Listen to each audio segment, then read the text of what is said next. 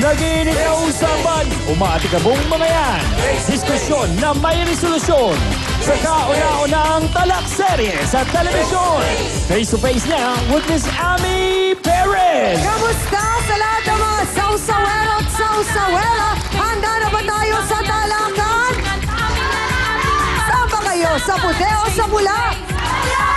Sa Okurayan, ready na rin ba? Aba, kami ready na dito. Ikaw, Hans, anong balita? Ready na rin siyang Ami! Sausawa na! Saan tayo? Face to face na!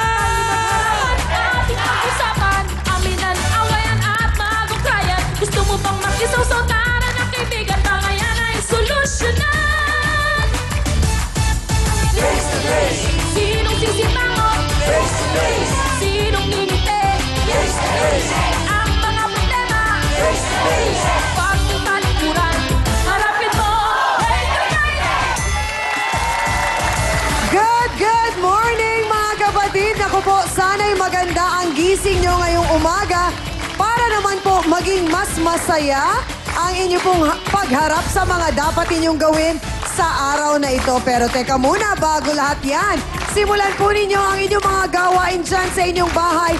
Abay, sasamahan po muna namin kayong pag-usapan ang mga issue ng ating po mga kababayan dito lamang po sa nag-iisang talakserye at Barangay Hall on Air at talaga namang hanggang sa internet po. Tuloy-tuloy ang pagsama at pagsuporta po ng ating mga kababayan dahil sa nakakataba ng puso, walang tigil po ang papuri po nila sa ating show. Diyan po sa ating Facebook na fan page. Narito po ang ilan sa mga mensahe. Ito'y galing kay Dolores Parisi. Sabi niya, "Hi, galing talaga ng face-to-face siyang Ami kahit nandito ako. Wow, sa France! Malayo sa ating bansa. Aliw na aliw talaga ako para akong sira." Tatawa pagkatapos iiyak sa mga napapanood ko. At sana mabati mo naman ako pati ang mga mahal ko sa buhay dyan sa Makati na parati ring nanonood sa'yo. At sana ang Ina Magenta mapanood ko rin sa internet. More power ulit sa inyong lahat. Maraming salamat! Naku, may mga kababayan pala tayong nanonood sa France.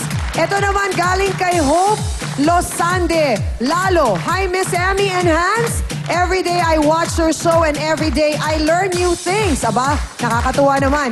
I shall again be a lupon here in our barangay and I will appreciate so much if you could feature cases covered by the barangay mediation process like yung mga oral defamation, theft, etc. complete with all informations regarding said offense. Though sometimes you flash this on screen, I wish you could do it on a daily basis. Sige po, susubukan natin. Thank you very much and more power to your show. And by the way, I'll see to it that I refrain from hearing cases ng 10:30 daw para makapanood pa daw siya ng show.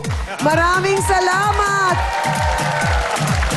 Maraming salamat talaga sa lahat ng ating mga sausawero at sausawera sa buong Pilipinas at sa buong mundo. Salamat talaga. Ako pa rin po, ang inyong Chang Ami na laging nagpapaalala kung may problema ka, harapin mo, pag-usapan natin yan.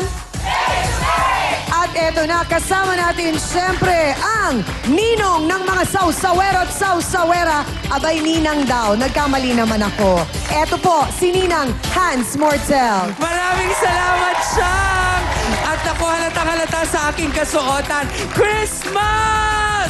Yay! Lapit na! At syempre, ang aming wish, ngayong malapit na po ang Pasko, sana naman, itigil na muna ang away. At yun nga din sana ang mangyari ngayong araw na to dito sa ating programa, hindi ba? Pero wag ko kayo mag-alala. Mahirap man ang kanilang suliranin, meron tayong 3 taong sigurado na makakatulong sa kanila. Ito po ay walang iba, kundi ang ating Trio Tagapayo!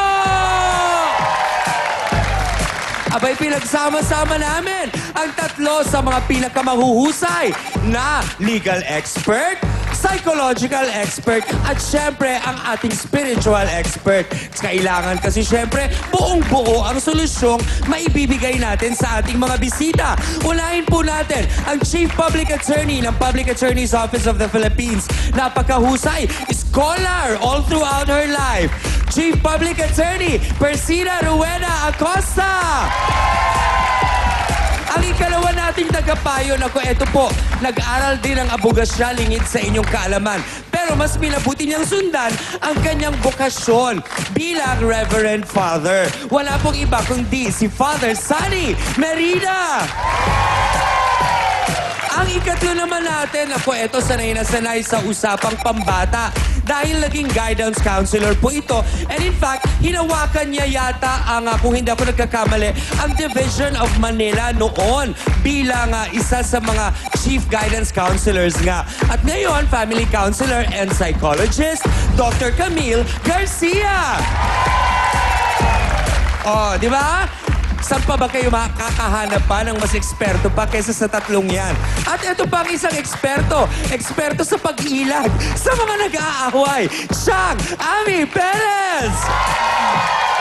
Totoo, yan ang aking special talent, Hans. O, eto na, magkakapatid po sa ina, masama ang loob sa isa't isa. Bahay po na naiwan ng ama, inaangkin at ipinagdaramot daw di umano ng lehitimong anak. Yan po ang ating face-to-face issue of the day. Kapatid, laban sa swapang na kapatid.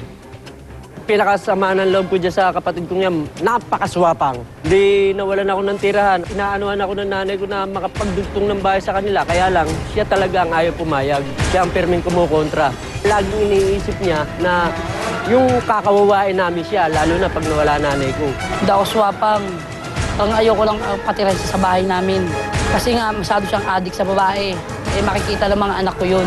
Wala akong matiran, wala akong maano. Tignan mo mga anak ko, nagkahiwa-hiwalay. Masyado negatibo ang isip mo eh. Tsaka ang alam ko sa magkakapatid, nagtutulungan. Ang nangyayari, ako ang pinagtutulungan. Ayoko talagang tumira sa bahay namin siya. Tuluyan na nga bang magkakawatak-watak ang magkapatid sa ina? Yan ang talakang inyong masasaksihan dito sa Face to Face. Mga kapatid,